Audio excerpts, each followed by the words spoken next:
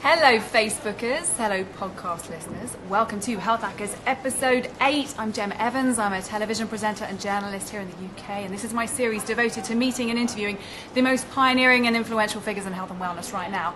One of them is sitting next to me. Hi, I'm Toral from the Urban Kitchen. This is Toral Shah. She is a nutritional scientist. She's with us for the next 30 minutes taking your questions. It's all about optimizing health to prevent disease, to specifically prevent cancer, but we can talk about any immune boosting questions that you have. If you can think of someone who might benefit from watching this live, tag them in the comment section. This is my laptop. I'm looking at everything you're saying, so I can see your questions and I can put them to Toral as we go. And I should just mention, in case you hear any funny noises in the background, we are at the BeFit Health and Fitness event in London right now. There's loads of really cool health and fitness stuff going on here and some very cool speakers. One of them is Toral. But they've let us use the room downstairs so we can do this interview right now. So if you hear any noises, it's just people having fun at BeFit. Okay, I want to start by having a little chat about your backstory. This is quite a powerful backstory, everybody. So you are a scientist, yes, but you've also got some personal experience with cancer. Yes. Tell us a little bit about that. Absolutely. So I have been really passionate about cancer since the age of 11, and I went to medical... 11? Yes, Wow. 11. And I went to medical school to be an oncologist, and realised once I got there, once my mother had breast cancer, and I realised what oncologists do, that this wasn't really the right job for me, because it's actually quite emotionally difficult. And to be able to give that kind of level of care to patients who are often quite ill, but able to separate yourself emotionally is quite difficult.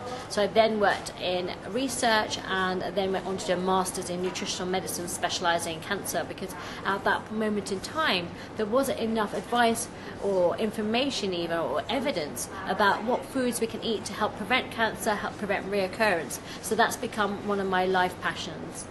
Were people even talking about food back then?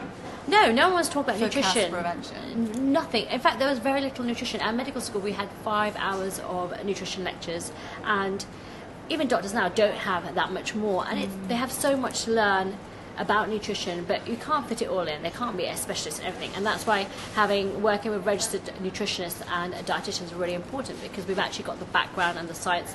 We understand the physiology of the body, we understand how nutrients work, we understand how it affects our health and well-being, and that makes a difference. So for me personally, going back to the story, we have a family history of breast cancer. We don't have the BRCA1 or 2 genes, but I was diagnosed with breast cancer at the age of 29.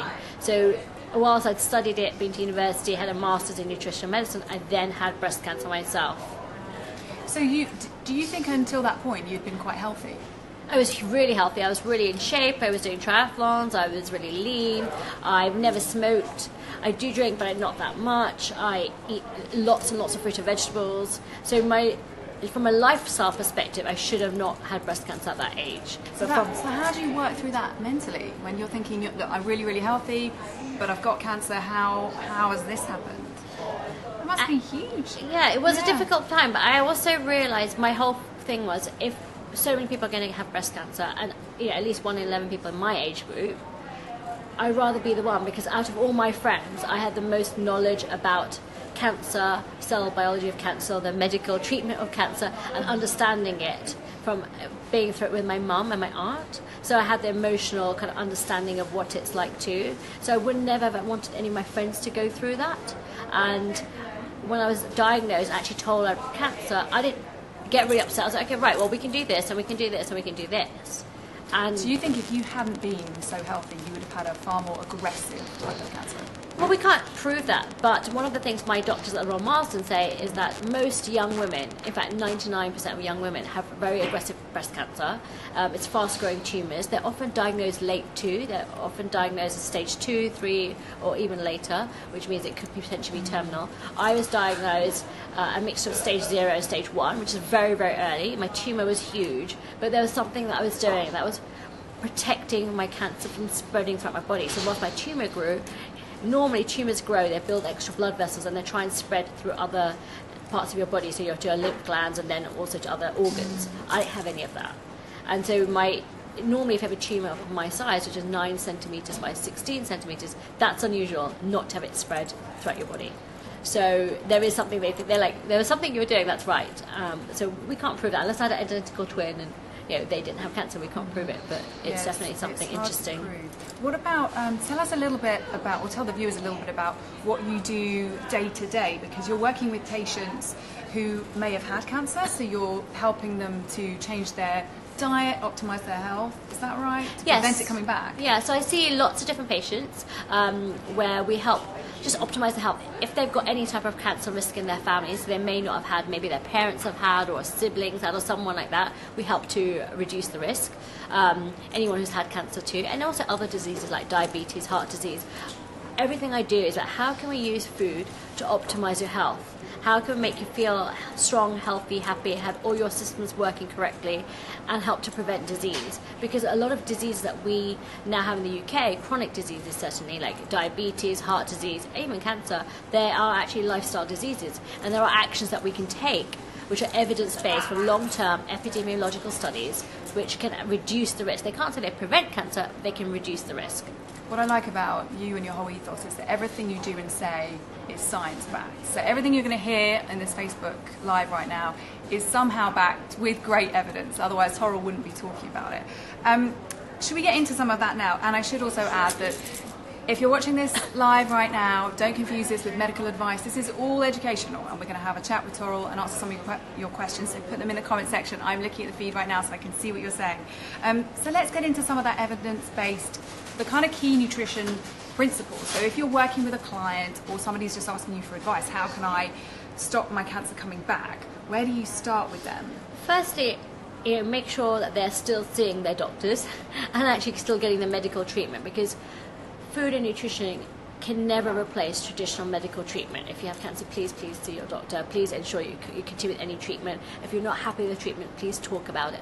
But from a perspective of what you can do to reduce your risk, the first thing I'd look at is, let's not make it too complicated. Let's look at the basics. Are you getting enough fruit and vegetables in your diet? I work with a lot of patients and clients who are actually very successful, very educated, very healthy generally, but are at risk of diseases for certain things. And when I look at how many fruit or vegetables they're eating, they're often only eating 3 or 2. So remind us of a portion. So a portion of fruit and vegetables is 80 grams of fruit and vegetable. We need to have a hand. Well, it depends on what it is. Obviously, spinach is a lot bigger. Yeah. Berries would be a little bit. Cherry tomatoes would be 10. And we're advised by the government to have at least 5 portions of fruit and vegetables. If we look at all the epidemiological studies, that actually all the kind of worldwide studies against certainly cancer, it's advising 7 to 9 portions of fruit and vegetables, very much in line with the Mediterranean and Japanese diets. So those kind of diets tend to be successful? The Japanese and Mediterranean diets have been shown all of those people have less risk of cardiovascular disease, diabetes, cancer, but also dementia, and they're much more likely to be more mobile because their lifestyle is about not necessarily going to the gym, but just being active and mobile and walking around and things like that. So it's about eating enough fruit and veg. Anything else? Are there rules on protein and carbs, or do you just tell people to just begin with the fruit and veg? I think begin with the fruit and veg. If you give people too many things to change, it's quite difficult. And it also depends on where they're at already. So some patients may understand a lot more and may be eating a healthier diet already and may just need a few small tweaks or a few more increase different nutrients or micronutrients, things like that, or maybe even need a supplement, for example, vitamin D. It's really hard for us in the UK to make vitamin D from the sunshine between October to March. So particularly anyone who's at any risk of any cancer or anything really, to be honest, even myself, I just take vitamin D supplement. Okay. But that's the starting point. Then I look at, are they eating, like oily fish is one of those things that's been shown to be incredibly protective of many diseases, whether it's heart disease, whether it's cancer. I've just written a piece for the Telegraph about how eating 2 to 3 portions of oily fish and some legumes, so some lentils and things like that, can help delay the onset of menopause. Oh wow, great. And that actually can help reduce the risk of cancers and also heart disease. So if the earlier you have menopause, the hormones estrogen reduces, and that can increase your risk of so many diseases. So if we can delay your menopause a little bit naturally by the foods you've eaten, then that'll help you to reduce the risk of these, essentially diseases of aging. I didn't realise that about the menopause. So the earlier you go through the menopause, the more likely you are to have breast cancer, heart disease. Also, it's to do with your factors. Is that because of the drop in protective hormones? Protective hormones, but also then the protective hormones affect so many of your different your cardiovascular health and the way you actually distribute fat to your body and things like that. There's so many different mechanisms, and we're still looking into some of those. Apologies for the noise. Just a reminder, we are at BFit, the health and fitness event in London. They're letting us use the room down here because Toral's been speaking, so it's a little bit noisy because we've got lots of fitness lovers coming in and out of the room right now. Let's go on to some questions. Dave has asked, what herbs and spices are beneficial to the diet? Not only cancer fighting, but that have general health benefits. Oh, all herbs and spices are really beneficial and they have loads of active ingredients. So if we look at fresh herbs, things like parsley and coriander and mint and basil, all of them, if you have 80 grams of any of those, they will count. I mean, not one of those, Really? but Does together. It really make a difference? Yes, Just doing a little, yes. little So herbing every if you day? add 10 grams to this meal, 10 grams to like your eggs, 10 grams to your pasta, and if it all adds up, that's a portion of your fruit and vegetables a day. It has loads and loads of antioxidants and lots of other beneficial nutrients that we might need. Spices too, so I think people always think of turmeric as being one of those ones. It's a very anti-inflammatory. Very anti-inflammatory, but is it really though? it is, but only the active ingredient is called curcumin, and turmeric only has 3 to 5% of that. So you'd have to have an awful lot of turmeric for that to happen. But even things like chili flakes can help increase your metabolism. There's lots of different things it can do. Mustard seeds, cumin seeds, all of these things, they have so many different nutrients. So definitely throw them in with all your food. And it's actually much easier for you to eat tasty food without sugar and with less salt when you're adding all these herbs and spices, because that's really important for having a healthy diet overall. So yeah, add them in, go for it. Throw them in, Dave. Eve wants to know, is it true that dark chocolate can help prevent cancer? That's an interesting one. Dark chocolate causes something called flavonoids, which are really great, powerful antioxidant, but I wouldn't say it can prevent cancer as part of a healthy, balanced diet. I think if you're going to have chocolate, you want a couple of squares of really good quality dark chocolate to maximise those antioxidants, but I can't say categorically that eating 2 squares will prevent cancer. I think as part of a balanced cancer preventative diet, yeah, absolutely. So let's talk about the gut microbiome, because I'm a big microbiome geek. I start every day with kefir and I eat loads of fermented foods, and I just want to talk to you about how big a deal the gut is becoming now, because we're finding out more and more about how helpful it is in our immune system. Absolutely. Actually, 90% of our immune system is actually based in our gut. Wow. 90%, I know. And it's an area that's been neglected for the last 30 or 40 years, sadly. We've been so busy disinfecting everything and trying to kill everything and preserve everything with sugars and salts and all kinds of chemicals that we've actually forgotten that the bacteria. Bear in mind that our DNA, a vast proportion of our DNA is actually that of the microbiome, so different bacteria, viruses, fungi, all different kinds of things in our body. And so are we really harming our microbiome every time we use antibac hand wash? Absolutely, yes. Yeah. And I think washing your hands is brilliant, but this is why we're getting so many infections and bacteria which are resistant to antibiotics. Yeah, and I think that's really important. So going back to our gut health, we have all sorts of bacteria. Some are beneficial, some aren't. And eating loads of fruit and vegetables, which is actually the fibre particular, is the favourite food of many of these beneficial bacteria. And those beneficial bacteria metabolize fibre and all other sorts of things that we can't as humans do. So that's why we need them. We live in symbiosis with them. They produce like vitamin K, they produce signaling molecules, they produce some of our immune system molecules, they produce short-chain fatty acids, which are from the fibre, which our body needs for so many things, including helping to prevent our blood vessels from thinning, their cancer prevention, all sorts of things. If you have a really unhealthy gut, is that going to show up in illness? Potentially, yeah. I mean, first you might have stomach pain and you might not go to the toilet properly and things like that, but it can do, particularly because we're more likely to have allergic reactions, we're more likely to have our immune system not working properly and have lots of, just like colds, flus, things like that, viruses and things like that. It's such a key part. And also, if we're not feeding the gut the right food that it needs for those beneficial bacteria to grow, like, for example, let's just take people. If we just fed them sugar donuts every day, they won't be very happy and healthy and they won't work very well. Whereas if we fed them all sorts of different foods, like chicken and broccoli and sometimes cake and sometimes cheese and sometimes, apples, then they'll be much happier. Because they've got a wider diversity of different bugs in their tummy. Exactly. Okay. And I think the problem is that if you look at some westernized diets, we've really reduced the diversity of the beneficial bacteria in our body. Theoretically, we have over 10,000 different different organisms. But so many people have reduced that by eating some of the same foods, cutting out food groups. This is a real problem for people who, I understand veganism is great, it's growing, but you need to replace some of those live bacteria which you might get in yogurts and stuff. What do you think about some claims that the vegan diet can help people get over cancer? I mean, where do you stand on that? It sounds to me like you're more of a kind of diversity is key. I think veganism is a particular ethic and moral discussion. If you want to be vegan for your own reason, is it better health-wise? Actually, it hasn't been proven not to be. Dairy, do we need it? Maybe we do, maybe we don't. But oily fish, interestingly, is one of those things that's just been proven to be beneficial to prevent all sorts of diseases.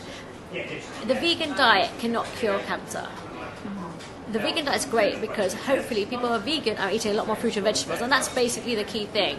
But I've noticed that a lot of people are vegan who are just eating like unhealthy vegan processed foods and lots of bread and stuff like that. So actually, anyone who eats more fruit and vegetables, I don't care what you call yourself, great. It's actually going to help prevent all diseases, not just cancer. Another question here on the gut. Steve wants to know if sweeteners can damage the microbiome. I don't know whether that's your area. No, yeah, a little bit. So actually, that's one of the things that they're doing quite a lot of research at the moment. My understanding is that some sweeteners can. It also affects how your hormone levels work and things like that. So it's not necessarily the microbiome on its own, but it's also how the microbiome works and how bacteria work. There's a lot more research that needs to be done about that. So it's an ongoing level, but personally I would advise people to get away from artificial sweeteners just because the way your body deals with insulin, the way your body deals with different hormone things, it's really disruptive, and we don't know all the mechanisms at the moment yet. Richard would like to know, this is a question regarding common colds and viruses. What do you do or eat if you feel you're getting a cold coming on? Okay, great question. So I'm a great believer that it might be too late by the time you feel it coming on, but get some sleep. Getting lots of fluids into you, like hydration, help flush viruses through your system.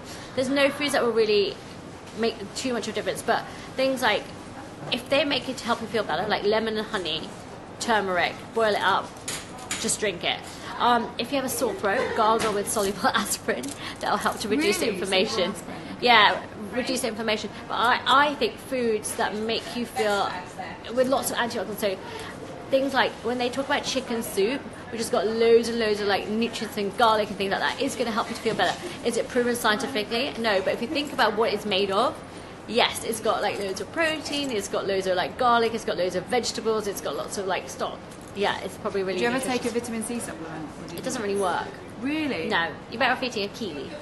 Do you know a kiwi has 750 milligrams of vitamin C, more than orange? That's very interesting. Yeah. So let's move on. I've got another question here from Rosie. Now she wants to know, what do you think about the very high-fat, low-carb ketogenic diet for cancer? We should outline what the ketogenic diet is. Yeah. It is, like Rosie said, very high fat, low carb. It's high healthful fats, and I think there's been some research about it slowing tumour growth in mice, but nothing in humans yet. Nothing in humans. So first of all, the ketogenic is often high protein as well. High protein, high fat, and low carb. I think if you're very overweight or obese, being very overweight or obese impacts your hormones and very much increases your risk of having all types of cancer. So reducing your weight is definitely going to help reduce your risk of cancer.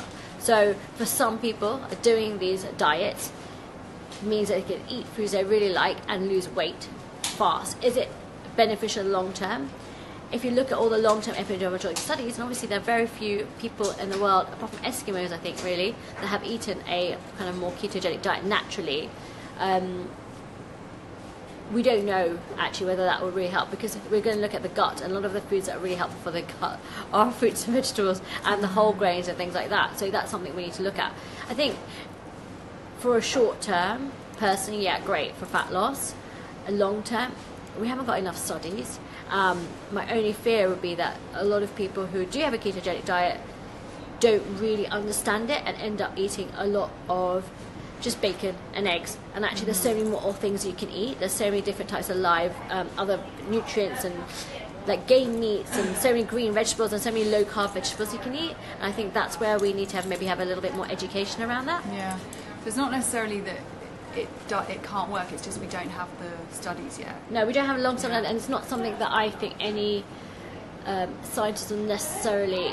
If people choose to do that diet, they can follow them. I don't think putting people on that kind of diet for like 10, 20 years, it wouldn't be ethical, because a lot of the things are like red meat and bacon stuff can be, if you eat more than 50 grams, like, it's slightly carcinogenic. So what's the ethics question, you see? So I don't know. I actually followed the ketogenic diet for 4 years, and I didn't lose any weight, but I did. It is tricky to get into it and maintain it. So I was testing blood and urine most days to check. What were you testing? Ketones with a blood meter, and my urine as well, to check that I was in the right amount. But for the first couple of years, I reckon I overate protein, because that's so easily done. It's so easy to do, yeah. Carbs out, and then that just converts to sugar anyway. But I had heard people say that they thought that they were using it effectively for cancer, but like you say, it's still only been tested. But why would you want to test keto? Why did you do it? Oh, well, I've done a whole blog about this. You can see it on HealthHackers.uk. It was actually because I've always had blood sugar issues since I was a teenager, and then once I started being a television presenter, I had to go for long hours, and sometimes I didn't get the chance to eat. But if I had low blood sugar, I would really feel it and really crash. And it's quite tricky to do piece to camera and think clearly. And then I heard about ketosis and just cutting out sugars and it being better for longer. Sorry about the noise, we are at BeFit in London. And how it could prolong my energy for a little bit longer. There were various reasons, you can see it on the blog.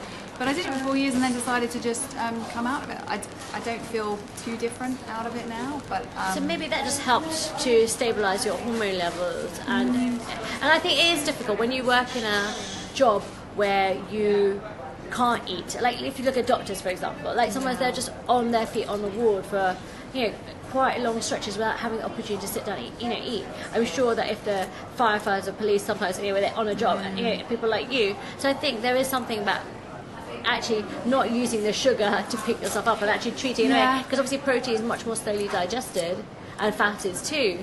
So you stay fuller for longer and have less of a sugar because there's less of an insulin response. There is more on this in the blog where I actually point out that it may have damaged my gut diversity. Well, that's the only thing. Prove it, but I did develop a skin rash actually that going on some highly fermented foods and kefir for 6 months afterwards got rid of it, and I felt like that was damaged gut. Could it have been ketosis?